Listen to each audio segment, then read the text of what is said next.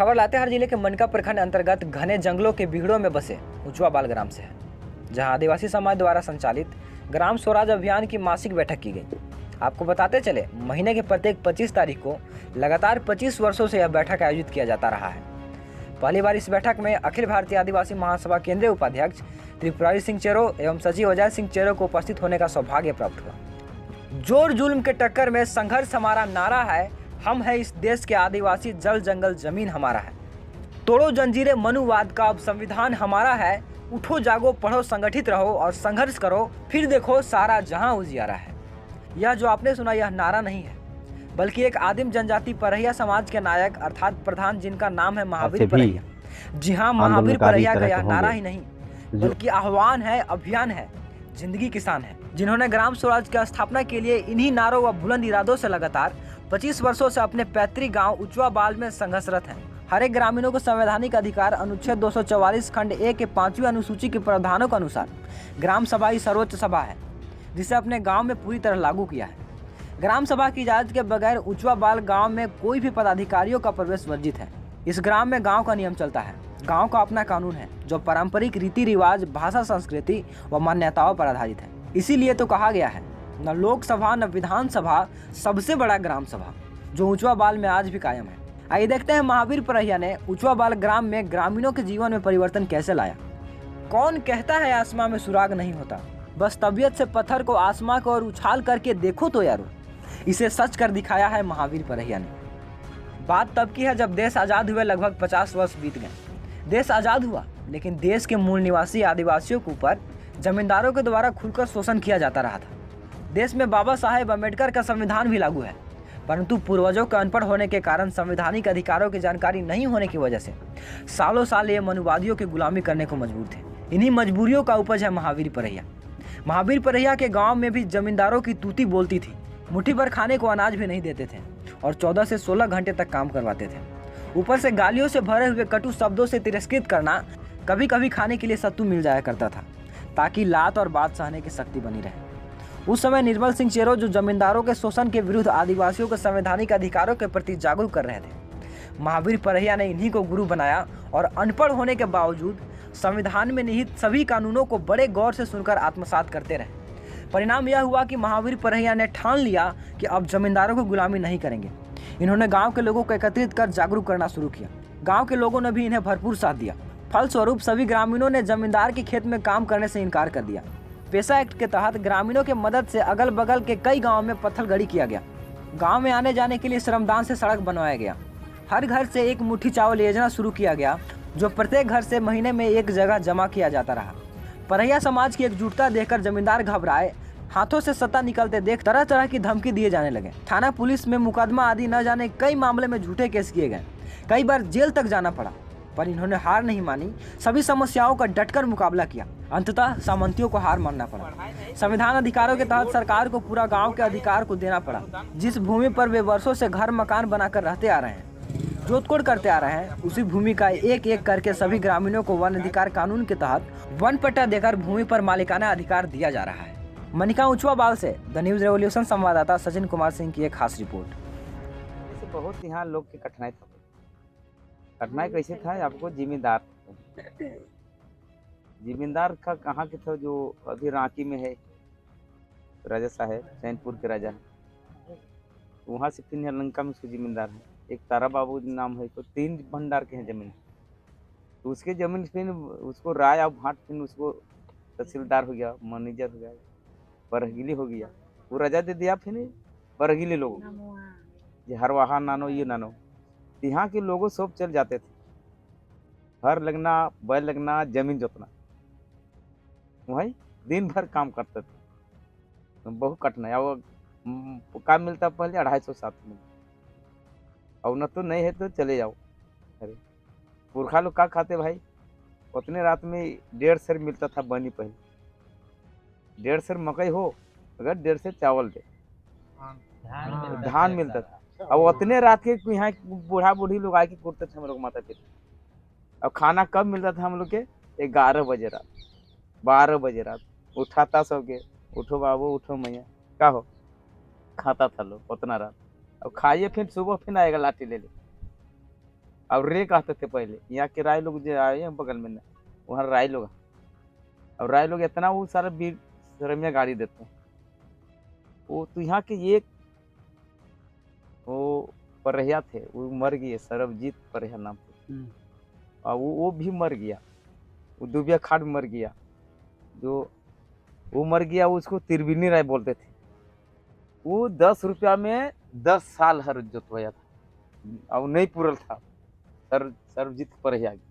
अब सोचने की बात है, रुपये साल, तो रुपये साल वो जोत रहा था। तो उसको हम देखते देखते तो उसको हम लोग 2001 में उसको छुड़वाए हैं, सर्वजीत परहिया छुड़वाए।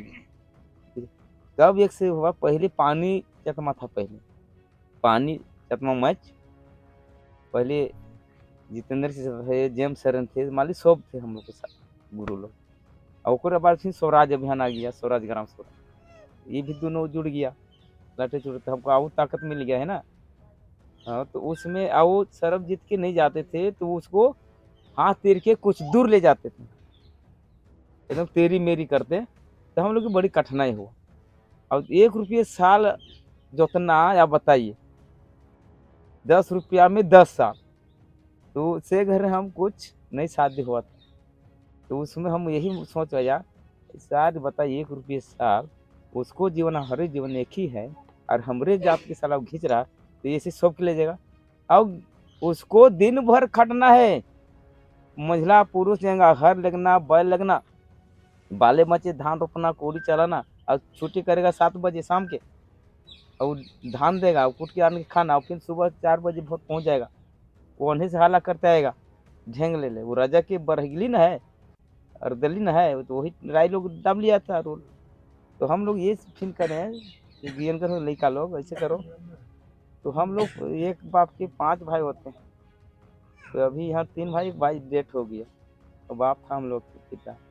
तो हम लोग पूछो उसको तैयार करे, त्रिवेणी राय आ गया, उसको सरबजीत करे, तो आओ तो हम लोग देखो तुमको आए, तो वो भी डांटा उटा लाठी भांजे लगा, तो हम तोड़े, और हम लोग भी तोड़े उसको। तो वो राय लोग दौड़े भाग गया, वो राय के वो, तो वो तो नत जाओ। वो दिन से हम लोग वो जिम्मेदार के वहाँ से तोड़ाइए हटे हैं।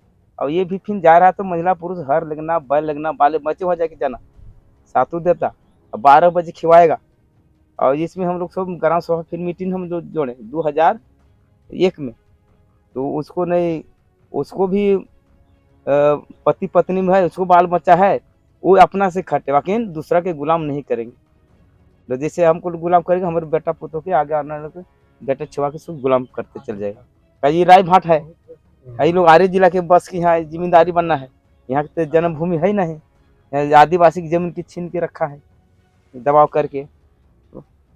अगर सतवरा में भोला राय बनाया था, वो यहाँ से बस की वहाँ गया, सुई जमीन बड़ी हरिजन की जमीन छीन के रखा है, जिम्मेदार बना है। दिनेश राय डीलर है वो, तो उसे काटते लेते जाता था, जमींदार वहाँ छोड़ दिया। तो हम लोग सर बैल लगना और हर लगना, जुआट लगना, सर लोहार के हम लोग देना पैसा, हर हम लोग अपने से गढ़ते हैं। और सारे राय लोग जो दिन भर खटते हैं, और 100 रुपया नहीं, और 1.5 सेर धान में सारा एगो यही मर्द है। हम लोग मर्द नहीं है, इसको कोई घर नहीं जाना। अब हम लोग मीटिंग करें, कोई नहीं गया। हमारा ग्राम सभा सशक्त करने के पीछे कितना केस लड़ना पड़ा, कितना तरह का दर्द झेलना पड़ा, पार्टी से पॉलिटिक्स से तरह तरह का इनका समस्या हमेशा होते रहता था। कभी इधर से फोन, कभी उधर से कौन, कभी उधर 2-4 डंटा, तो कभी उधर दबाव। मैंने बहुतों कोशिश के बाद आज ग्राम सभा ऊंचाबाल इस हद तक पहुंचा है कि अपना ग्राम सभा में जो संवैधानिक अधिकार है, वो कुछ मेन पॉइंट पत्थलगड़ी के माध्यम से संकेत करके लिखे हैं। और इनका सोच है कि ग्राम सभा ऊंचाबाल एक सशक्त ग्राम सभा ऊंचाबाल बने, और जो संविधान में लिखा हुआ है, जो अधिकार है, जल जंगल जमीन इनका हमारा है, और जो इनका संविधान के अनुच्छेद 13(3) क में जो लिखा हुआ है, उसको अच्छा ढंग से ही खड़ा करने का कोशिश अपने बल्ले बुते लगाए हैं। और ये अपना ऑफिस यहाँ बगल में बना रहे हैं। जो कुछ भी गांव के अंतर्गत कुछ भी समस्या आए तो इनका यहीं पर ग्राम सभा में बैठक होगा और यहीं से इसका निस्तारण होगा। और इनसे संबंधित, ग्राम सभा से संबंधित जो भी दस्तावेज रहेगा इसी सचिवालय में रहेगा। और यहीं से सरकार के जैसा इनका भी रूप रंग और कार्यशैली रहेगा। इनका अलग तरह का, जैसे हर एक सरकार का मॉडल रहता है उसी तरह का ये भी अपने आप में हम मॉडल तैयार कर रहे हैं। इनका अपना रहेगा लेटर पैड रहेगा। इनका अपना चिट्ठी से वीडियो से आग्रह करेंगे क्या चीज़ चाहिए क्या नहीं चाहिए, डीसी से बात करेंगे। और जो भी यहाँ का गांव का विकास का चीज़ है वो यहीं से जो है संचालित होगा।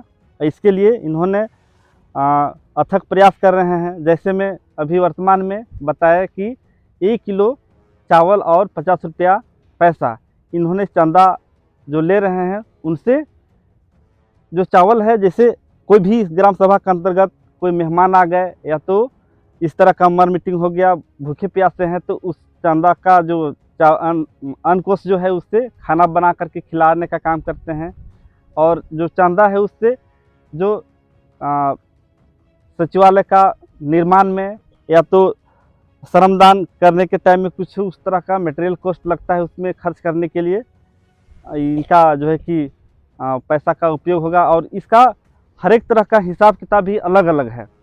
खर्चा का कितना चंदा आया इस वर्ष उसका लेखा जोखा भी इन्होंने करके रखे हैं कि इतना चंदा इस वर्ष हुआ, इतना खर्चा हुआ, इतना और बचा है।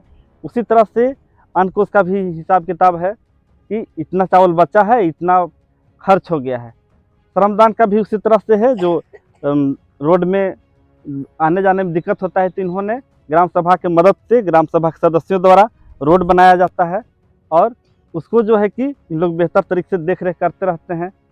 और उसके साथ में इन अनेक उदाहरण ऐसा है, अपने स्तर से कोशिश कर रहे हैं। ये एक जन्म प्रमाण पत्र भी यहाँ से शुरुआत हो गया है। कोई भी इस गांव का बच्चा जब जन्म लेता है तो उनका जन्म प्रमाण पत्र प्रधान जी ही खुद साइन मोहर कर करके यहाँ से देते हैं। उसका मान्यता भले ही सरकार नहीं रहे लेकिन इसका पास रिकॉर्ड है, ऑन रिकॉर्ड है कि हमारे गांव में कौन बच्चा का जन्म कई तारीख हुआ। जितना अच्छा तो बेहतर तरह से ये जान पाएंगे उतना बेहतर तरह से शायद अधिकारी लोग नहीं जान पाएंगे। तो इनका आपकी मृत्यु प्रमाण पत्र इनका जारी करने का है लेकिन अभी नहीं किए हैं। तो हर एक पहलू को इन्होंने कोशिश कर रहा है कि धरातल पर लाएं। इनकर जे संघर्ष के जो कहानी रहल हम अपन हृदय में बखूबी बहुत बढ़िया से उतार कर हम घरे जाइब और हम अपन आदिवासी समुदाय मनकर बैठक में ये बात कहब कि झारखंड में 32 पहले रही, अब 33 34 35 जनजाति हो गई हमें 33। ग्राम सभा माने हम इन आदिवासी भाई बहन मनकर गांव जल जंगल जमीन संरक्षण करे के एक अधिकार। ग्राम सभा आदिवासी भाई मनकर जीवित और लिखित संविधान, हमार भाषा समझ थी ना, मैंने आदिवासी समुदाय के लिखित संविधान, आधिकारिक संविधान और जन जंगल जमीन कर बचाए के संविधान, संरक्षित करे के संविधान ग्राम सभा। न विधानसभा न लोकसभा, सबसे बड़ा ग्राम सभा। साथियों, आज वाकई हमें यह लगने लगा कि हमारी जो लड़ाई है वह ऐतिहासिक लड़ाई रही है। हमने कभी कल्पना भी नहीं किया था कि एक परहिया परिवार से भी आंदोलनकारी इस तरह के होंगे जो अपने इतिहास को जिंदा रखने के लिए हमारे इस आदिवासियत के सामाजिक रीति रिवाजों को नेस्तनाबूद करने वाले, सामाजिक रीति रिवाजों को समाप्त करने वाले, वो चाहे सरकारी तंत्र हो या सामंती प्रवृत्ति के लोग हों, लगे हुए हैं और बिना किसी के सहारे के बिना किसी के सहयोग से, सिर्फ अपने ग्रामीणों के सहयोग से, अपने इस गांव के लोगों के सहयोग से मुट्ठी भर के लोगों को एक साथ लेकर के आज करीब जैसा कि बताया जा रहा है कि 25 सालों से इस लड़ाई को लड़ रहा है। इसके लिए मैं आप सभी को, पूरे गांव के लोगों को, सभी ग्रामवासियों को, ग्राम सभा के लोगों को हम हार्दिक अभिनंदन, हार्दिक स्वागत फिर से करते हैं। सच बात है कि अगर हमें अपने इतिहास को बचाना होगा, अपने अस्तित्व को बचाना होगा, अपने पूर्वजों, अपने आने वाले बच्चों का भविष्य को अगर बनाना होगा तो हमें लड़ना पड़ेगा। इसलिए कि हमारे जो अधिकार क्षेत्र हैं वो संविधान में निहित है, और संविधान में जो निहित है वो हम सब जानते नहीं हैं, और नहीं जानने का ही नतीजा है कि आज आदिवासियों की भूमि को हर जगह पर लूटा जा रहा है, छीना जा रहा है, हड़पा जा रहा है। कहीं पर भी देखिए, जैसा कि अभी थोड़ा सा परिचय मेरे बारे में दिया गया कि हम आज जल जंगल जमीन के लिए संघर्षरत हैं। आप लोग सुने भी होंगे कि 15 अप्रैल को 14 एवं 15 अप्रैल 2023 इसी 3 माह पहले हम लोग मेदिनीनगर के शिवाजी मैदान में एक बहुत बड़ा आदिवासी महासम्मेलन की आयोजन किए थे। उस महासम्मेलन के आयोजन का जो मुख्य बिंदु था वो यही था कि जल जंगल जमीन के लिए संघर्ष तेज करो, मान सम्मान और सत्ता के लिए आगे बढ़ो। हमारा यही नारा था, और उस नारे को अपनी हिम्मत की बुलंदियों पर लेकर के चल रहे हैं हमारे महावीर परहिया जी अपनी छोटी सी टीम के साथ। इसके लिए हम चाहेंगे कि आप सभी लोग जोरदार ताली से इनका स्वागत करें, पूरी टीम का स्वागत करें। सचमुच में ये हमारे लिए प्रेरणा है। हम यहाँ से प्रेरणा लेकर के जा रहे हैं, हम यहाँ से सीख करके जा रहे हैं, हम कुछ सिखाने के लिए नहीं आए। हमें तो आज एक आते समय मालूम हुआ कि नहीं चलना है, थोड़ा सा क्या समय निकाल पाइएगा, मेरी तबीयत खराब है, हमने जिज्ञासा लगा कि नहीं जाना होगा, सीखना होगा, तो कुछ जाना होगा, तो कुछ कष्ट झेलना पड़ेगा। और वाकई में इतिहास तो हम पढ़ करके जैसे कुछ को याद करते हैं ना, ये तो इतिहास खुद गढ़ रहे हैं। इससे और जीता जागता उदाहरण क्या चाहिए आपको? इससे और बल कहाँ आपको मिलेगा? अपने इतिहास के पन्नों को आप कैसे नहीं मजबूती के साथ मानने के लिए तैयार हो सकते हैं कि जब इन्होंने अपने गांव में सभी को आने के पहले कहा है, आदेश कर दिया है कि बिना मेरे आदेश का आप प्रवेश नहीं करोगे। इससे बड़ा उदाहरण और क्या चाहिए? और इसी का छोटा सा प्रयास हम लोगों ने अखिल भारतीय आदिवासी महासभा के माध्यम से पूरे प्रमंडल में यह प्रयास करने का प्रयास किया है कि सबका जंगल जमीन बचाया जाए। और बहुत लोगों का उसमें कुछ हमने पलामू से भी, गढ़वा से भी, ये 2 जगहों से हम लोग कुछ लोगों का जमीन वापसी भी कराने में हम लोग सब कामयाब हुए हैं। मैं धन्यवाद देता हूं जो ग्राम स्वराज अभियान के जो जितने भी सदस्य हैं, इनके साथ कदम से कदम मिलाकर, इनको संवैधानिक ज्ञान से अवगत कराकर, रूबरू करा करके एक संवैधानिक ताकत के साथ उन तमाम ऐसे अधिकारियों के साथ लड़ने के लिए खड़ा किया जो हमें आज कुचलने का प्रयास करते हैं। इन्होंने पूरी कहानी बताया, चाहे वो वन विभाग के अधिकारी हो, चाहे वो जिले के अधिकारी हो, चाहे वो थाने प्रभारी हो, चाहे वो प्रशासनिक अधिकारी हो, सबसे इन्होंने लड़ाई लड़ा। इनके बारे में कल हम लोग बात कर रहे थे, आने से पहले हमने करीब करीब 10 से 12 लोगों को कॉल करके पूछा कि महावीर परहिया कौन है, और सबने मैं जितनी भी तारीफ़ें मैंने सुना वो मुझे लगता है कि कम है। उन लोगों के मुंह से जितनी भी हमने तारीफ़ें सुना वो कम है जो इन्होंने किया। 25 वर्षों का जो अथक प्रयास है, मेहनत है, एक एक शब्द में इन्होंने जो बताने का हम लोगों के बीच में चेष्टा किया है। कहीं ना कहीं हम सभी का दायित्व तो बनता है कि आपकी आवाज़ को, जो आपने किया है, ऐसे आवाज़ को जिले के नहीं बल्कि राज्य स्तर से लेकर केंद्र स्तर तक पहुंचाने का काम करेंगे, ताकि आने वाले समय में जहां भी जो आदिवासी बहुल इलाका है, जो कहिए कि अनुसूचित जनजाति के इलाका है, उसको हम लोग कैसे 5वीं और 6ठी अनुसूची के अधिकार के तहत उसको पेशा एक्ट कानून के अंतर्गत ला सकें। हम सबको कदम से कदम मिलाकर साथ रहने की ज़रूरत है ताकि एक इतिहास बन सके।